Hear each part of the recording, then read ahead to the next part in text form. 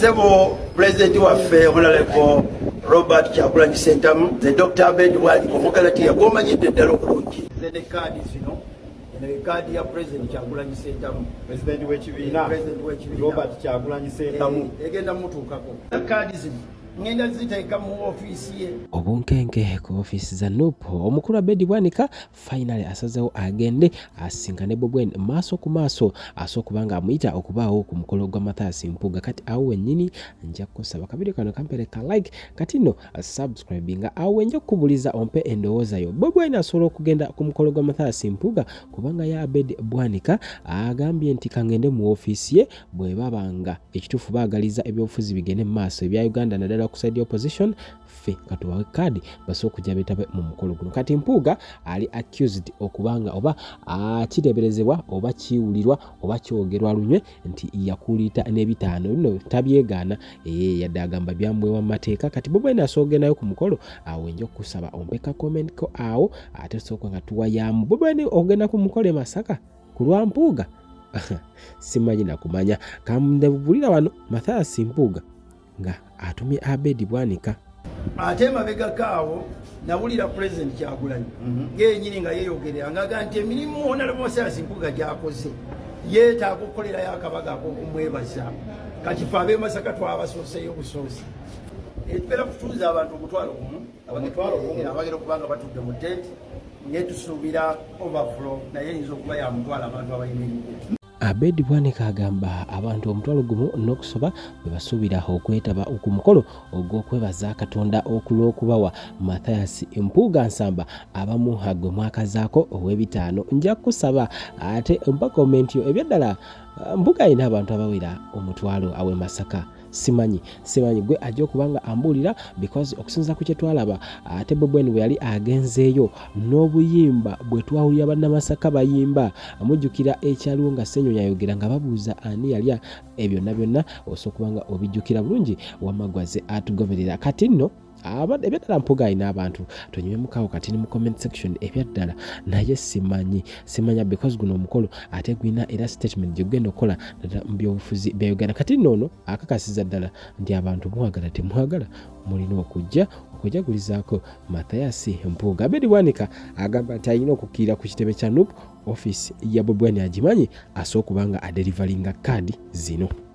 Robert Kyagulanyi Ssentamu Kyagulanyi temumukolere kabaga ekyo kya kibiina ab'ekibiina bwe tusalawo ng'akoze emirimu ng'abantu bakkiriza embaga tukikola ne twebaza omuntu yenna akoze obulungi aba asaana kwebazibwa asooli akola obulungi. Tuli Honorable Mathias Mpuuga mu maaso tumanya tulina okuba nga twebaza Katonda olwa mukulu Kyagulanyi. Yes, okwebaza kali kyeru twagala empisa y'okwebaza abantu nga bakyali balamu tugiteeke mu bannayuganda ng'enkola yaffe bulijjo bannabuddu fatusooka okugenda mu maaso. Ssentebe w'omukolo ogwamunywanyiiwo ate Deputy President wo era former leader of opposition Honorable Right Honorable Mathias Mpuuga nsamba. Ffe bannamasaka twalowooza bannabuddu ekirungi nnyo okwebaza omutonzi n'okwebaza Honorable Mathias Mpuuga olw'emirimu gy'akoze. Emirimu egimu gye twebaliza Katonda ku lulwe yagikola mu kibiina kyaffe ekya NUP. Mmanyi nti ogijjukira bulungi kubanga wakola naye nga tuzimba ekibiina kino ate n'omwesiga n'omuwa obukulembeze bwe yakola obulungi. Twagala okwaniriza obeerewo nga twebaza omutonzi. Tugenda kutandika n'emmisa saawa 4 ekitovu Sports Arena w'omanyi obulungi.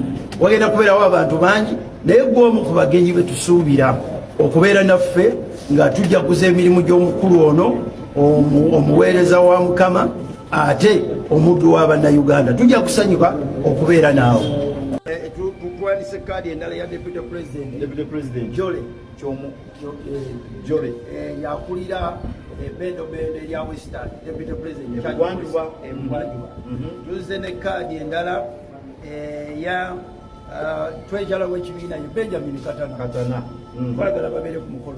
Tulina kaadi ya Chairman Fred Nyanzi ye chairman akulira informal sector banekolera jange tumwaniriza kubanga muntu munene mu kibiina tulina kaadi ya secretary general Ssaabawandiisi w'ekibiina Louis Lubongoya David Louis Lubongoya tumwaniriza era n'entebe ngenda kuzitegeka nze mbitegeka nga ssentebe ng'okitaddemu amaanyi tulina kaadi ya Honorable John Baptist Nambeshi Deputy President wa Eastern obuvanjuba tumwaniriza omukolo guno ogw'ebyafaayo tulina kaadi ya Deputy President Dr. Lina Zedriga yakulira ekibiina mu mambuka g'eggwanga naye tumwaniriza era tumusuubira tulina kaadi ya spokesperson yennyini ate nga leader of opposition Right Honorable Joel Besekezi Senyonyi kaadi ye naye tugirina